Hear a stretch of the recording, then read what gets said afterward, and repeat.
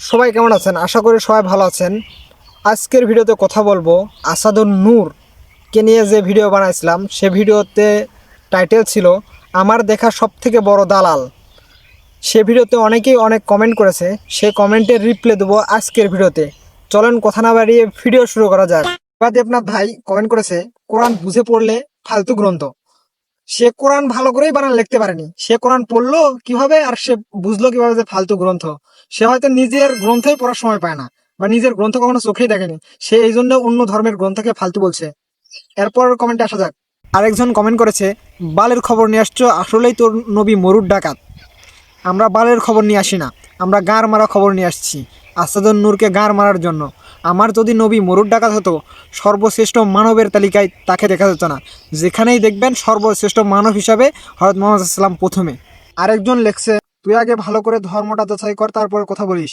ইসলাম ধর্ম সবচেয়ে নিকৃষ্ট ধর্ম। ভাই, আমি না হয় ধর্ম যাচাই করতে পারিনি বা করিনি, তুই কিভাবে বললি সর্বোচ্চ নিকৃষ্ট ধর্ম ইসলাম? তুই সর্বোচ্চ মূর্খ ব্যক্তি, না হলে তুই বাপদাদার ধর্ম মূর্খের মতো পালন করে আসা ব্যক্তি। আরেকজন লেখছে ওকা একটু পড়াশোনা করে এসো, খালি মাদ্রাসায় হুজুরদের ঠাপ খেলেই পড়াশোনা হয় না। রাধা কৃষ্ণের লীলা পড়লে সব থেকে ভালো পড়াশোনা হয়, তাই না বাবু? আরেকজন লেখছে কোরআন থেকে সন্ত্রাসের উৎপত্তি। সেই ভাইয়ের কাছে আমি প্রমাণ চাইলাম, সে ভাই বলে পৃথিবীতে এত জঙ্গি হামলা হচ্ছে, এরা সবাই তো মুসলমান, আর কি প্রমাণ চাই? কোরআন পড়লে হিংসা বাড়ে, কাফেরকে হত্যা করো, মুসলিমদের ঘৃণা করুন, মানুষ হত্যা করো, এরকম বহু আয়াত আছে। আরো লিখেছেন এরা নিজেরাই সৎ মার সঙ্গে সহবাস করে, অর্থাৎ বাবার দ্বিতীয় স্ত্রীকে বিছানায় তোলে। আমাদের এখানেই বহু আছে। পৃথিবীতে এমন কোনো খারাপ কাজ নাই এরা করে না। তিনি যে প্রথমে আয়াতের কথা বললেন, সে আয়াত আমিও জানি, সেটা হুদাইবিয়ার সন্ধির সময়কার আয়াত সম্ভবত। আমি সঠিক বলতে পারতেছি না, তাও মোটামুটি জানি এরকমই আয়াত। তখন হযরত মুহাম্মদ সাল্লাল্লাহু আলাইহি ওয়াসাল্লাম যখন মদিনা থেকে মক্কায় আগমন করলেন, তখন হচ্ছে এরকম আয়াত নাযিল হলো, তোমরা কাফেরদেরকে হত্যা করো। সেই ভাই সে আয়াতের রেফারেন্স দিচ্ছে। সেই আয়াত কখন হত্যা করার কথা বলা হয়েছে? যখন তো তারা অবাধ্য হয়। বর্তমানে তাদেরকে কিছুদিন আল্লাহ বলেন যে সময় দেওয়া হোক, তাদেরকে 4 মাস কাল সময় দেওয়ার পর যদি তারা ইসলাম ধর্মে না ফিরে আসে, তারা চাইলে অন্য জায়গায় চলে যেতে পারে, কিন্তু মক্কায় থাকার অনুমতি পাবে না যদি তারা ইসলাম গ্রহণ না করে। এই সুবাদে তখন ওই হত্যার আয়াতটা আসে। সে ভাইটা আসলে ভুল বুঝেছে, তাকে বলতে চাই কোরআন ভালো করে বুঝে পড়ুন। আর যেগুলো বলতেছেন না সৎ মায়ের সঙ্গে, পর টপিক হচ্ছে সৎ মায়ের সঙ্গে। সৎ মায়ের সঙ্গে কারা করে?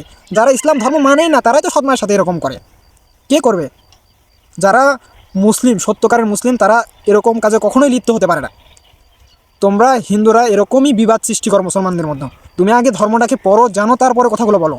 তুমি না জেনে এরকম মন্তব্য করছো, আর যে জানে না তাই আরও কি মন্তব্য করতে পারে? ভাই, যেগুলো আলোচনা শোনেন বা আলোচনা দেখেন, সেগুলো আপনি রেফারেন্স দেখবেন, সেগুলো কি সত্য না ভুল, পরের অংশ কি বলছে, এগুলো আপনার জানা দরকার। সো আপনি একটা কথার উপর ভিত্তি করে এরকম কমেন্ট বলতে পারেন না বা এরকম কথা বলতে পারেন না। আপনার বলা উচিত যে এটা সত্য, এবং যাচাই করা যে এটা কি আসলেই সত্য। একজনের কথা শুনলেন, এটা কি সত্য আসলেই, আপনার যাচাই করার পর কোনো কিছু বলা দরকার। আরেকজন কমেন্ট করেছে আসাদুন নূরই রাইট। তাহলে আমি ভিডিওতে প্রমাণ দেওয়ার পরও আমি কি ব্যাঠিক? সবাই ভিডিওর মতামত এবং কমেন্টের রিপ্লাইগুলো দেখলেন, সবাই আপনাদের আবারও মতামত জানাবেন।